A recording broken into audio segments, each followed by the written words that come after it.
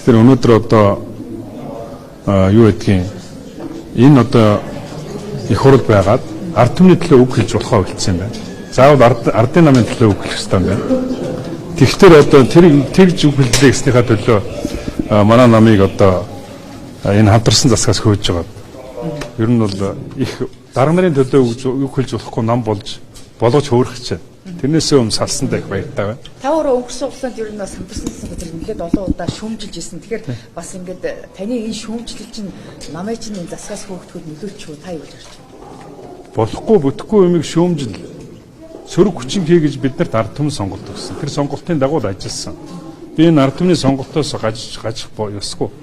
Тийм учраас энэ одоо мэдээж би дэмжсэн зөндөө ажлууд байгаа. Олон мега төслүүд дээр дэмжиж үг хэлж тэдний одоо тэр том одоо засгийн газраас оруулж ирсэн бүх ажлууд дээр бид нар дэмж санд өгч ирсэн.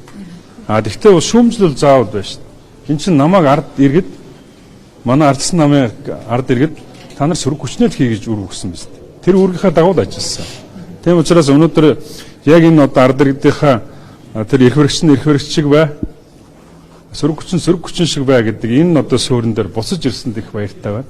Ерөнхий сайдын хүүгийн орлогын одоо орлогыг нотлох асуудал нь танай намын асуудал болж хувирсан юутай холбоотой вэ? Магадгүй тэр ерөнхий сайдын хүүгийн тасгалыг танай намаас бас магадгүй одоо хариуцлага хүлээх ийм асуудал үүсчлээ гэж хараад байна. Би бүх сайдуудаас асуусан.